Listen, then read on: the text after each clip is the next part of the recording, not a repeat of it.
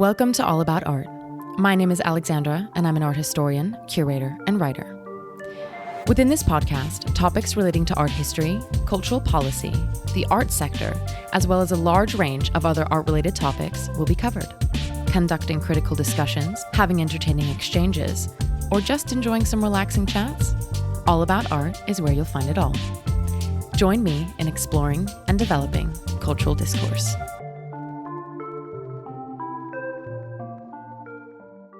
Welcome to another episode of All About Art. This episode is more like all about cultural policy, or maybe something along the lines of all about feminism in the arts. Either way, I will be sure to sprinkle in a little bit of art and art history as well. Within this episode, I will be doing a book review of Invisible Women, Exposing Data Bias in a World Designed for Men, written by Caroline Criado-Perez, while using some of the themes she writes about to discuss issues within the arts and cultural sector. If that sounds interesting, keep listening. So, Invisible Women. The book is about what happens when we forget to account for half of humanity, when we forget to include women. When I say include women, it's very much in every sense of the word, including them in decision-making, including their perspectives, their needs, including them in the thread that weaves our society. You may think that we already do this within our society. However, this book uses data, or the explicit lack of data, which proves these data gaps, to show how our system actively puts women at a disadvantage in so many ways when life goes, quote unquote, on like normal. Which means when life goes on according to what is normal for straight, predominantly white men. Now, if you're a white man listening and you're feeling a little bit offended at this point, please don't click away just yet. I assure you, what benefits us will also benefit you, as working together to create an equal society will only bring positive outcomes for all. Criado-Perez structures the book in 6 main parts, and they are titled Daily Life, The Workplace, Design, Going to the Doctor, Public Life, and When It Goes Wrong.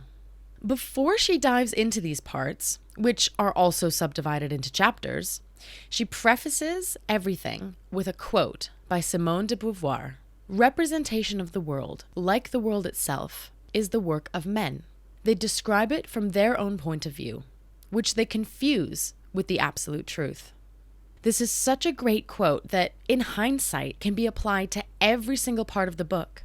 Representation and perspective are key components in striving for equality. I will touch on that a bit later in the episode in relation to the arts. Anyway, back to the book. I won't go into it chapter by chapter because that's not really what I want to do. Instead, I'm going to take bits out of the book that I found most interesting, and I'll tell them to you, while also putting them into the context of the arts. If you could see me right now, you would see that my copy of the book is filled with underlines, highlights, penciled notes, and sticky tabs all throughout. But don't worry, I won't go into absolutely everything that I noted down. I will only talk about some of the examples. Issues of representation, as I mentioned, result in social inequalities which shape who gets to make judgments, as well as what those judgments are. The male gaze in the film industry is a prime example, and Hollywood is arguably the most influential contributor to it. This is not new. It is a rarity to find films that have women as protagonists or that are directed by women, and the films that are receive fewer awards. I will put the source to that in the podcast notes as well if you're interested in what other literature is relevant to this topic. All of this is a clear reflection of the way in which women function within our society, and that so many barriers still exist, even if they're not as easily quantifiable as other things. One of the biggest things that Criado-Perez always points out is that these inequalities are so difficult to quantify because of this gender data gap, because sex desegregated data just isn't there. So really, how would we even know if women are being affected or how women are being affected when it's not even looked at? It's not researched. And you also can't say that our systems are equal just because how they function is not negatively affecting you. So there's nothing making you find out otherwise. Just because your experience of the world or of the way that a certain system functions doesn't put you at a disadvantage, that doesn't mean that it's not a disadvantageous system. Does that make sense? Now, a bit on this in relation to the arts and cultural sector. A definition of culture is, quote, the way of life, especially in general customs and beliefs of a particular group of people at a particular time. Culture can also include characteristics that reflect ways of living that would not be considered art, such as dining customs or religious traditions. Some art forms are influenced by specific cultures, and culture is, in some ways, also informed by art and creative expression. Culture encompasses behaviors and beliefs which are reflected in the everyday life of people. And connected to this, something that Criado-Perez consistently points out is that embedded within Western culture and everyday life, there is a quote-unquote default male approach, which defines the way that we live our lives. Of course, this is also defining how the arts and cultural sector functions as a whole. An example of this direct relation to the cultural sector, and also in relation to education, is the introduction chapter of the book called The Default Male. The example that Criado-Perez brings is that a student in the UK wrote to her exam board regarding a noticeable lack of female composers in her music syllabus for her 215 A-levels. The student then received a reply which stated that, quote, given that female composers were not prominent in the Western classical tradition, or others for that matter, there could be very few female composers that could be included. Perez then rightly states that the exam board did not mean to claim that there are not any female composers, but instead they were referring to the canon of composers, to the body of works generally agreed to have been most influential in shaping Western culture. It is absolutely shocking to me that an exam board, after having that issue presented to them by a student, actually responded with, "Oh, that's not our problem. It just wasn't possible." The whole mindset and the argument reminds me of one of the best pieces of feminist literature on art ever, which is Why Have There Been No Great Women Artists by Linda Nochlin. It was published a half-century ago about how women are not included in the canon of Western art and culture. The essay has a provocative title, and the 50th anniversary edition came out not too long ago with an updated essay and a nice foreword, and I really suggest reading it if you haven't already.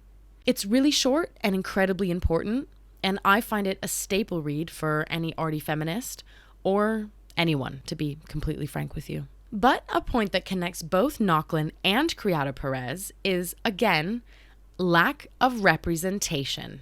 So, why have there been no great women artists? Well, for one, women were not permitted to be attending life drawing classes until the late 19th century, thus restricting them from an important part of training that men had the privilege of access to for centuries. By the time that women could access this, it was no longer really relevant within artistic discourse. Some may argue that this is no longer the case today because men, women, and non-binary people can happily attend life drawing classes at any time should they wish. However, just as it was too late back then, this is no longer really a skill that is required when aspiring to succeed as an artist, as the values and tastes of Western society have since shifted. An example of where this would no longer be relevant is in the conceptual art movement of the late 20th century, or any work that is related to the avant-garde. These historical circumstances have had an effect on today's approach, as students who are pursuing a degree in the history of art, for example, will mainly be taught about the infamous male artists of the 16th to 19th centuries. When learning about female artists, it is often in a feminist context. Although feminism is incredibly important, the risk of labeling art as feminist art simply because a woman created it is quite a persistent phenomenon. When we think about the artistic genius or brilliance in general, the presence of the gender data gap makes itself known. In Chapter 4, The Myth of Meritocracy, Criado-Perez mentions that female geniuses in history don't come to mind easily. We statistically seem to see femininity as inversely associated with brilliance, basically meaning that the more feminine something or someone is, the less brilliant it is considered to be. A study cited by Perez shows that participants were given images of both male and female science faculty at elite U.S. universities.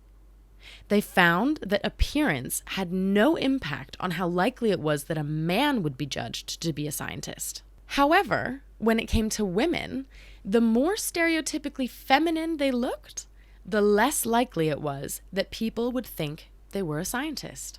I would like to quote another statement Perez makes in her book. The history of humanity, the history of art, literature, and music, the history of evolution itself, all have been presented to us as objective facts. But the reality is, these facts have been lying to us.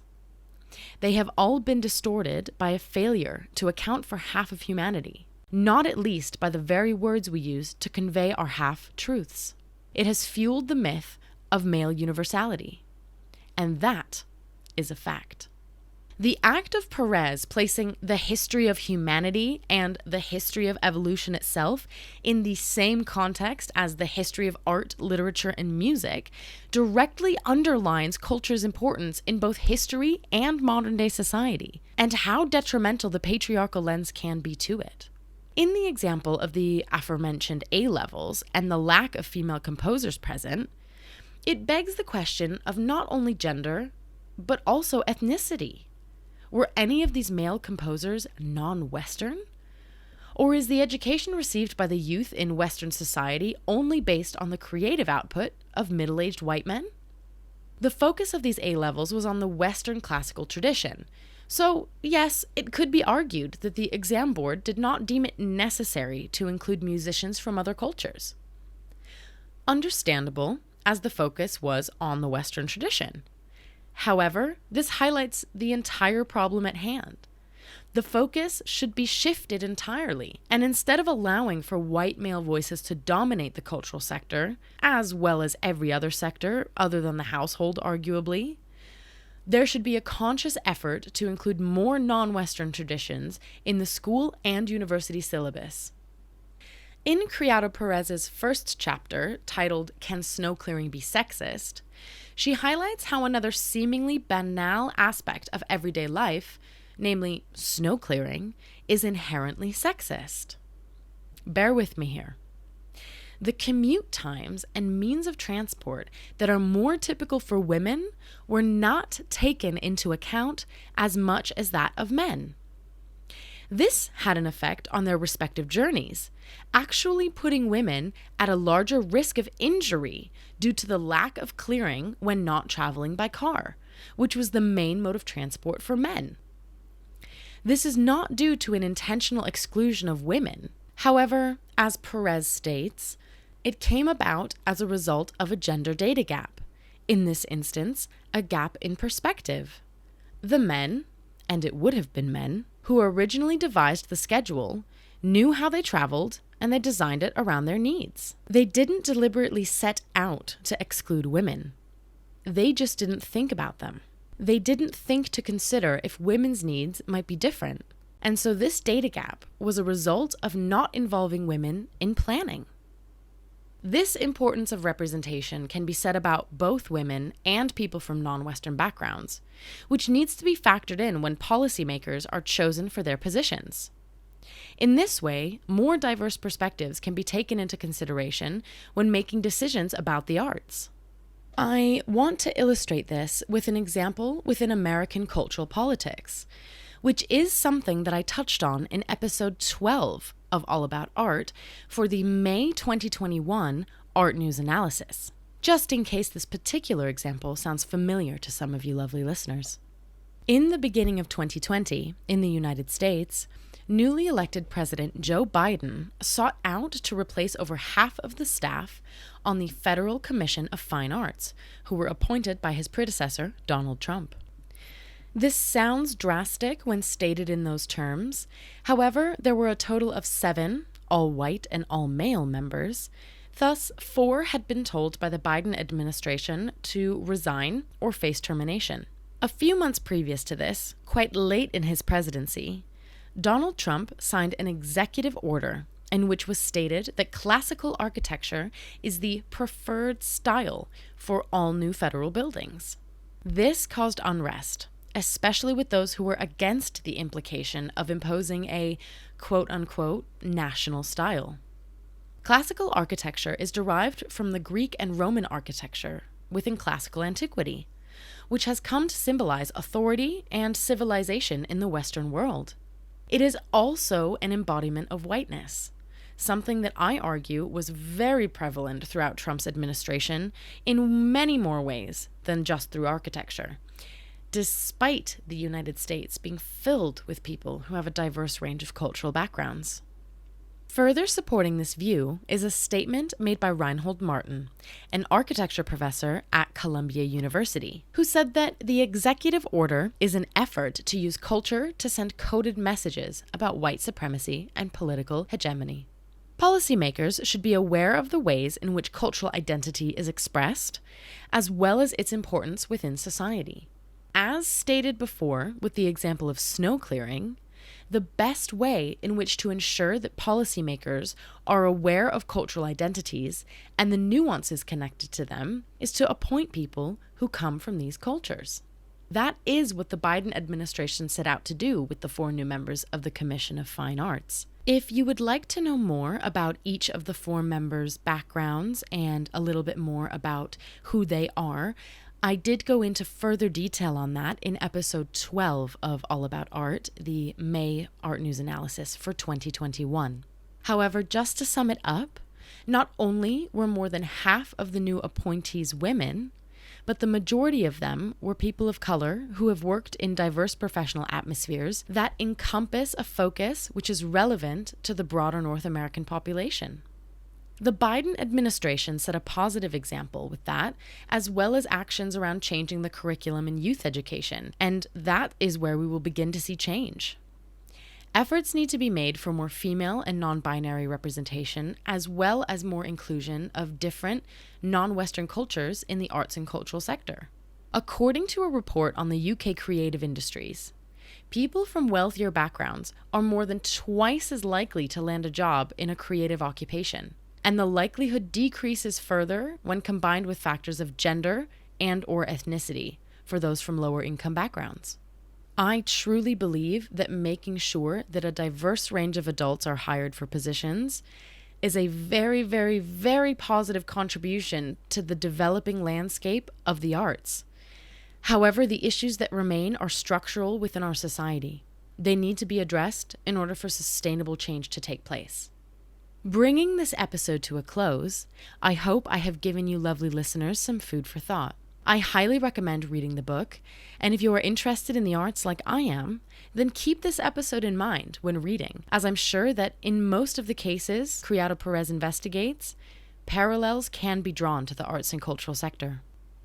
If you found this episode interesting or have something to add on the topic, please do get in touch. As always, thank you so much for listening. And that is it for today on All About Art. If you enjoyed this episode, please leave me a rating or a review, as it helps more people discover the show.